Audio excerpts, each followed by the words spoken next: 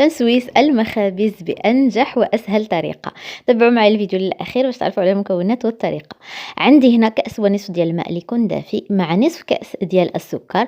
غادي نزيد عليهم أيضا ملعقة كبيرة من خميرة الخبز مع ملعقتين كبيرتين من حليب غبران. نخلط هاد المكونات مزيان، عاد نضيف ليهم نصف كأس ديال الزيت. نخلط مرة تانية، عاد نضيف الملح مع الدقيق. المكونات كاملين غتلقاوهم أسفل الفيديو. نخلط في الأول غير بالملعقة، عاد نعجن العجين ديالي مزيان أو ندلكو حتى يحصل على هاد القوام. نوضعو في بلاستيكة ونخليه يتخمر او يرتاح. صافي هنايا نطلق العجين ديالي من بعد ما ارتاح على شكل مستطيل. نجيب الزبده ديال التوراق اللي ذوبتها وخليتها حتى ولات على شكل بوماد.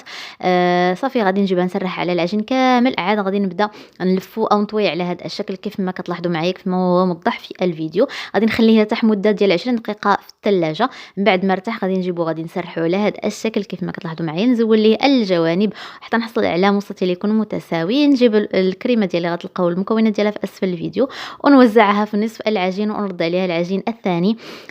صافي ونبدا نقطع على هذا الشكل كيف ما تلاحظوا معايا. العجين ضروري انها تبقى شويه غليظه، السمك ديالها ما يكونش رقيق كيف ما غادي نوريكم. لاحظوا معايا التورق ما شاء الله. غادي نجيب البان سويس ونوضعوه في لاطه ديال الفرن، نشرطو على هذا الشكل نخليه يختمر. من بعد ما يختمر ندهنو باصفر البيض.